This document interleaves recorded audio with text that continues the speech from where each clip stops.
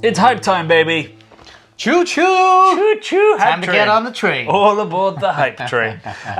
So we've recently been doing this series all about breweries that have a lot of attention within the bubble or a lot of press attention. Just checking whether it's deserved. Yeah, I mean, like you can. Well, we won't name names, but there's lots of trendy breweries that are, you know, maybe their artwork looks great, or their sort of marketing's incredible, or they do some stunty stuff. Yeah. Or they're brewing exactly the styles that they know people will get excited about. Yeah, and like, and sometimes it's like, well, okay, this doesn't taste very good. Yeah. And what's glorious about doing The Alchemist is because John Kimmich would say exactly the same, and indeed did in the documentary that comes out very soon, or already has, depending on when you're watching this. Yeah. I think that what is going on with this craze of New England IPA and what it's now morphed into, quite often people drink our beer and are like, boy, it's not turbid enough, it's not hazy enough, it's whatever. It's old school. I like it when people call our beer old school. There are people that are being raised on these incredibly soft, chalky, and frankly undrinkable versions of this style. You know, there are breweries out there doing it very well, but again, like anything, there are a lot that are not doing it well. He's the creator of New England IPA, right? He's the dude who went, I'm going to get loads of flavour from my yeast, and I'm going to dry hop it to fuckery, and there's going to be some kind of weird thing that results in a hazy, juicy, but also ultra hoppy beer.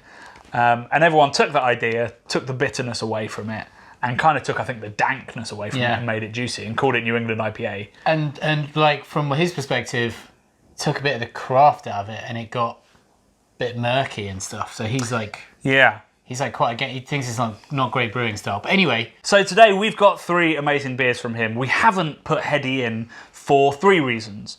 1 being that we've covered it twice on the channel before. 2 being that we wanted to drink it all, not on this video. Well, no, we're not drinking it. We've got it for a good cause. Well, I was about to say, and 3, anything we didn't drink is going to the premiere of our documentary. Yes. But what we do have is actually what I think is my favourite Alchemist beer in Focal Banger. So we'll start there. Mm-hmm. So Focal Banger is his core IPA. And what you have to remember when you're drinking this, you're like, I'm drinking a murky New England IPA, but A, it's not really milky, and B, it's going to be really bitter. Yeah. And that's cool, that's what he wants. And we need to remember that bitterness is a thing in beer. Respect the Kimmich. Exactly. It's got that dankness, hasn't it? Like the really dank kind of rawness of the hop, the proper hop aroma, not just the fruit aromas that it might have.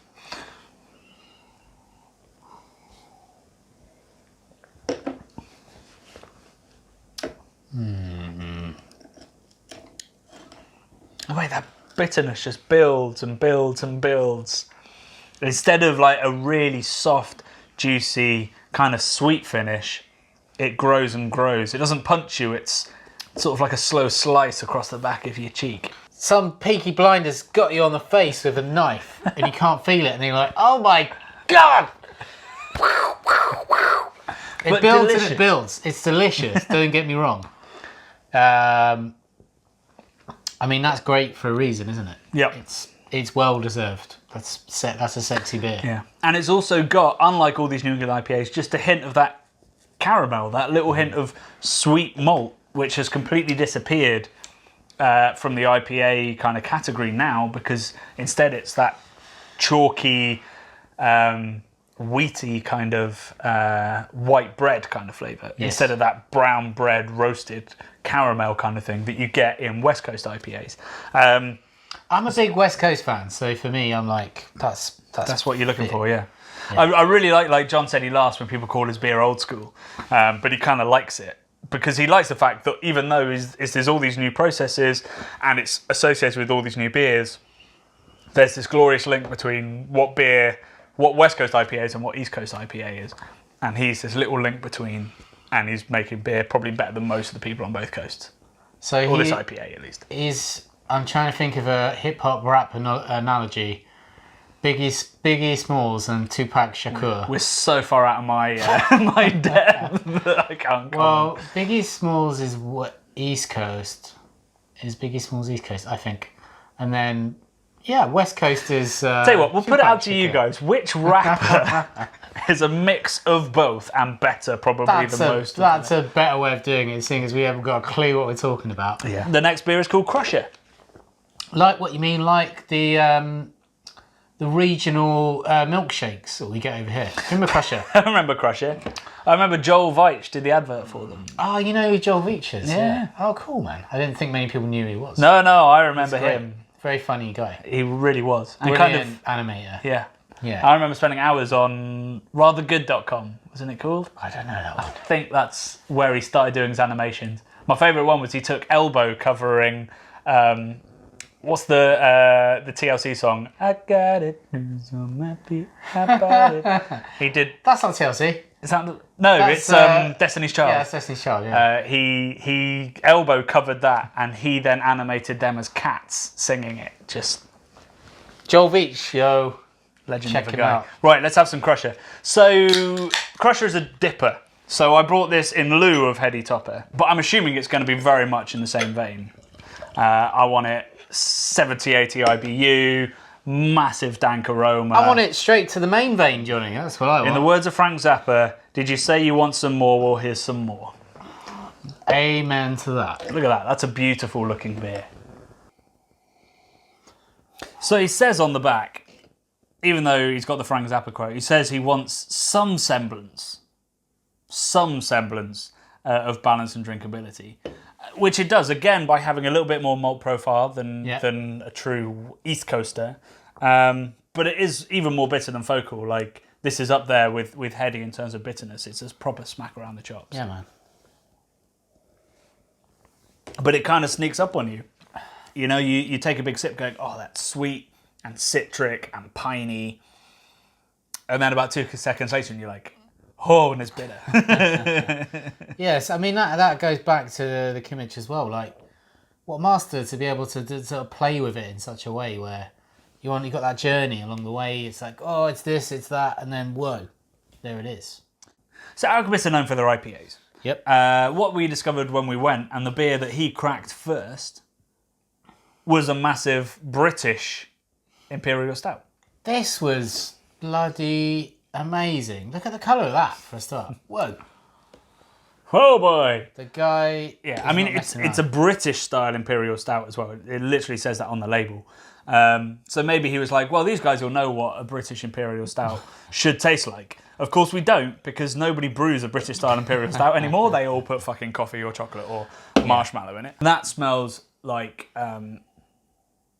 Biscoff. Yeah, it does, those biscuits. Dark chocolate hobnobs. Like a really lovely maltiness to it. Yeah. It's loads and loads of like that, what I'd call like middle spectrum malt. Like It's not the caramelly, slightly... It's not mega coffee, like, No. over the topness. No, I'd imagine there's very little actual roasted malt in there. Not a lot of chocolate malt. Really like refreshing that, to not have a sort of coffee overness.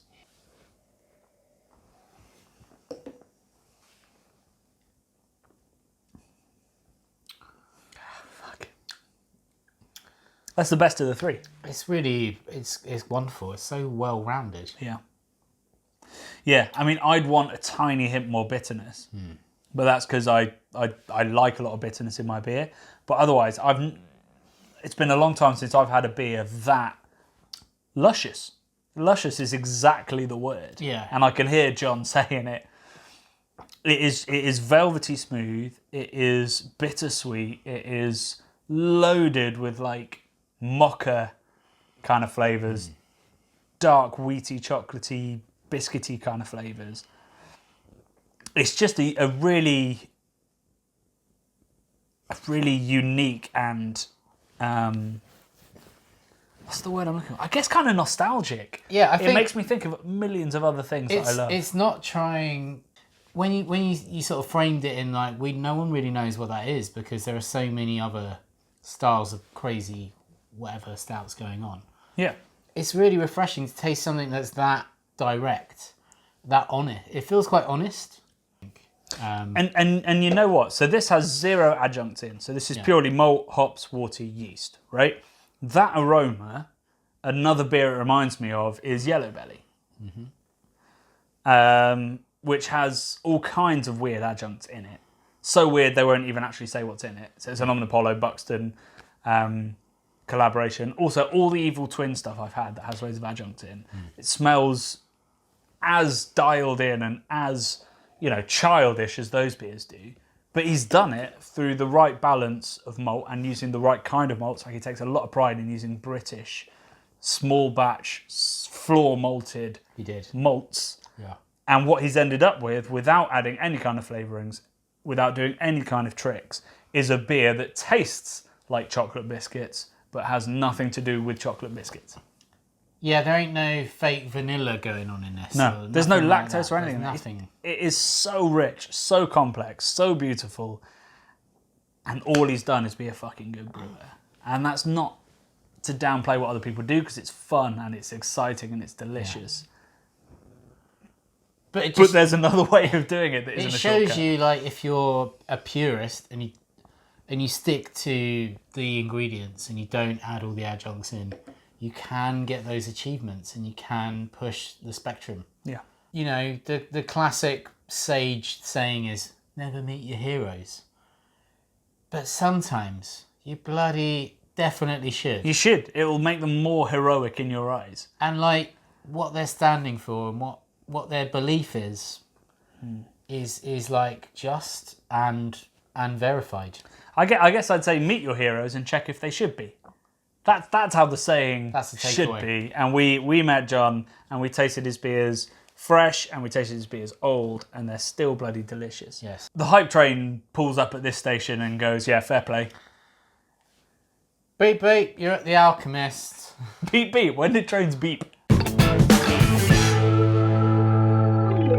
Remember that song? No, I don't know any rap. No, this is Michael Bolton's song. Oh, this is Michael Bolton. I don't know any Michael Bolton songs. There? That's outrageous.